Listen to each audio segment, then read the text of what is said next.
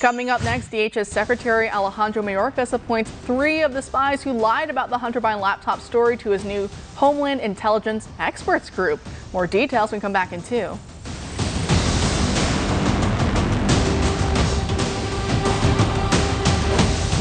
Welcome back to Tipping Point. I'm your host, Kara McKinney. I know House Republicans are busy right now getting their formal impeachment inquiry into Joe Biden started, with the first hearing set for next week on the 28th. But we've really got to get going on impeaching the DHS Secretary, too. Alejandro Mayorkas is creating a new Homeland Intelligence Experts Group composed of 17 members. And the members are exactly the kinds of power-hungry, propagandistic mouthpieces that you'd expect. Reading now from the post-millennial, quote, included in this group of private sector, quote-unquote, experts are 3 former officials who signed on to the October 2020 letter calling the Hunter Biden laptop Russian disinformation. CNN national security analyst and former director of national intelligence James Clapper, senior fellow and of the Intelligence Project and former CIA operations officer Paul Colby, and Fordham University School of Law distinguished fellow and former CIA director John Brennan were all named to the quote-unquote experts group, end quote. They'll be meeting 4 times a year to discuss how better to exploit their manufactured crises to lie to the American people that conservatives need to be further repressed because of it. Lucky us. Seriously, look at all the pro-lifers and J6ers getting locked up. It's like we're living behind the Iron Curtain, a world where criminals get released or paid big money to write bogus defund the police papers for county governments like they're doing in Kings County in Washington state, while those who defend themselves from said criminals are the ones getting locked up.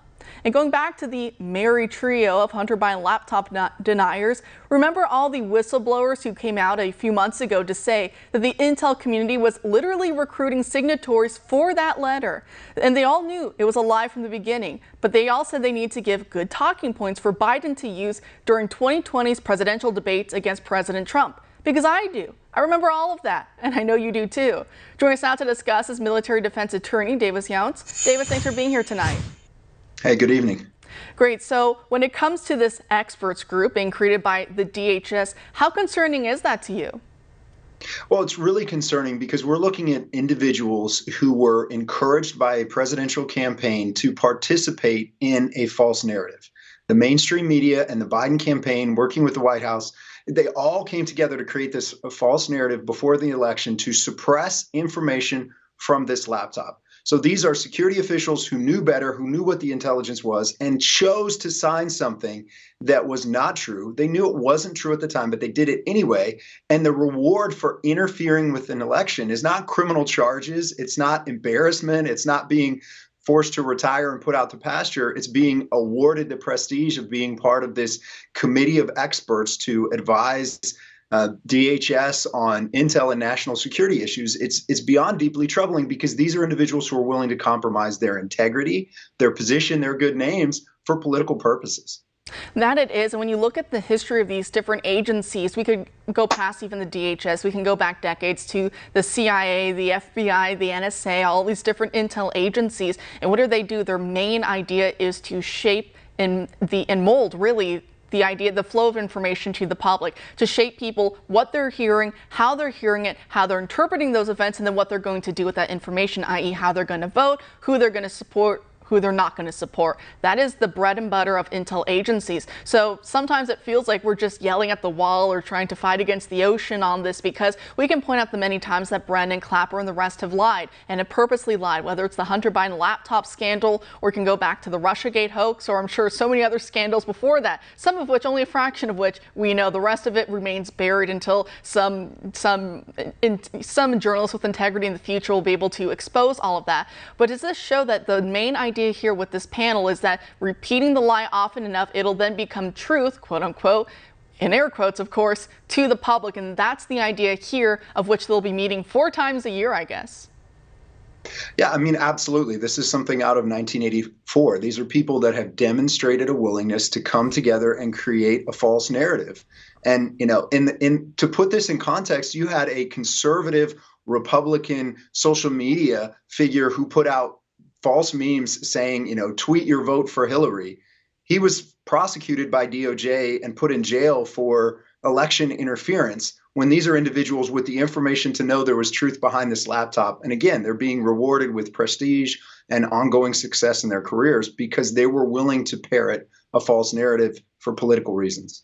And when we talk about what those reasons are, do you think it's because if they can build up the lie enough that the right that we're dangerous, uniquely dangerous, and again, uniquely I think is the operative word there, that we're uniquely dangerous. How many times have we seen former intel heads or even current ones going on CNN, MSNBC, and all the rest to say that the right is akin to the Taliban, that they're akin to ISIS? And they go on and on with that. With January 6th, they say we're the insurrectionists, that we're domestic terrorists. This is the kind of verbiage that they're using. They're trying to build up this idea, like you said, where you can have one meme, some guy who made memes online, Ricky Vaughn, he can joke about Hillary Clinton voters, text your vote, haha, it's so funny, of course, meaning that those votes won't be counted. And of course, there's no evidence, even to this day, despite the fact he's been convicted and sentenced, that anyone was duped out of actually voting in the 2016 election because of that. But he goes down because, again, in the bank of public opinion built by all these propagandists is the idea is he's guilty of a unique evil of serving a fascist, scary right who are akin to, like I said, domestic terrorists.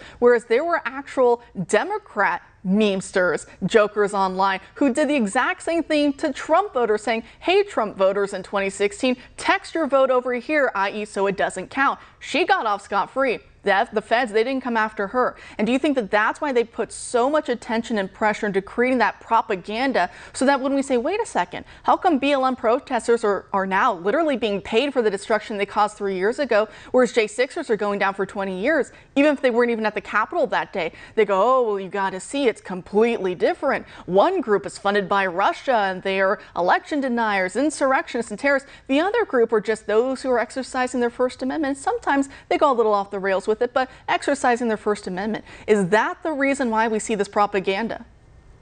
Oh, I think it is, because in order to get away with, political prosecutions and to continue to do that, whether it's the Department of Justice or the Department of Defense, they need a narrative that sells to the American people, and they sort of have to soft sell it to the American people. So every time we see something about, domestic, extremists, violent domestic extremists and things like that, we should understand what they're talking about. They're talking about conservative Catholics, people that go to Latin Mass. They're talking about conservative Christians as people who need to be on watch lists. They're training FBI agents to go in and sit in on Latin Mass in Catholic churches. I mean, that's the kinds of things they're doing. And then when something happens, if it's politically expedient, there's already a narrative established to support them. That there is, and I know we're running out of time, but I did want to get to another story because it has to do with what we're talking about here with national security. It is election interference. At the end of the day, that is the main purpose of all this, to sway how people vote. But then there is the other half of the election fortifying, as they want us to call it, into belief. Remember how 2020 was the most perfect and safest and secure election in history, I guess, as we're led to believe. Told to us by the very same people who said the 2016 election was outright stolen by Russia, which we all know to be phony. But I did want to get to the fact that in Pennsylvania, that they are going to go to the idea of, and here we see the headline right there from the Post Millennial, Pennsylvania will automatically register new voters as Democrats are pushing to give non-citizens driver's licenses and IDs. So motor voter in California, we saw a lot of illegals being accidentally signed up. We saw some people voting when they shouldn't have. And that seems to be the idea, that that's not the bug, but that's the feature of why Democrats constantly roll out these measures. But we're also seeing in Connecticut, Bridgeport, I believe the city is, the Democrat mayor there, I believe some members of his staff now are facing the recommendation of charges. So who knows if they'll be pursued, but the idea is some members of his team may have, and they claim that there is video evidence of this, had some of his campaign stuff the ballot boxes, and the allegations are being made by his Democrat opponent, someone that he had fired from a different office. So there's some back and forth going on right now in Connecticut over that. But can you just speak to the idea of what we're seeing here with elections, election fraud, especially as the 2024 election is shaping up right now? Yeah, so the narrative, the consistent narrative is that there are no issues with elections, and that increasing things like mail-in balloting without voter ID, without any security, just mass, ballots going out to addresses where there's no verification that a registered voter even lives there, is somehow not going to cause fraud or not going to have a negative impact on the election. That's the narrative we've been sold. That's simply not true. What's interesting about the case in Bridgeport, Connecticut, is you have two Democrats running against each other. And so even with this story, where it's demonstrated on video fraud, ballot boxes being stuffed, the mainstream media is not covering it. And the interesting thing about this is they have been investigating this since 2019.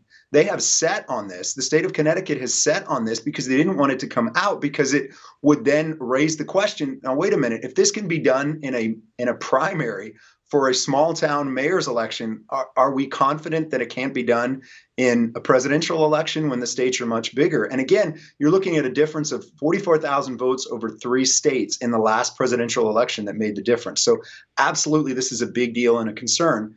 And Pennsylvania is now doubling down on things that we know have the potential to create increased fraud. Anyone gets a driver's license or a state ID is going to be automatically registered to vote. And at the same time, there is a House bill in the Pennsylvania House being pushed by the Democrats that is actually going to give driver's license to undocumented illegal residents in the state of Pennsylvania. So, to me, it's hard not to wonder about the coincidence that there's legislation that's been drafted and put before the Pennsylvania General Assembly at the same time that this is being done by the governor. And then, as we know, those same illegals can then go hop, skip, and a jump away up to Illinois, and then they can go become cops there, as the Illinois governor is wanting to do as well. So wouldn't that be funny that lawbreakers can then, I guess, try and vote? Again, they're not supposed to be, but we see that does happen, and then trying to enforce the law on the rest of us. I mean, the irony is just, it's really sad. It's something that we have to laugh at, or else I think we'd all be crying. But Davis, thanks for dropping by tonight.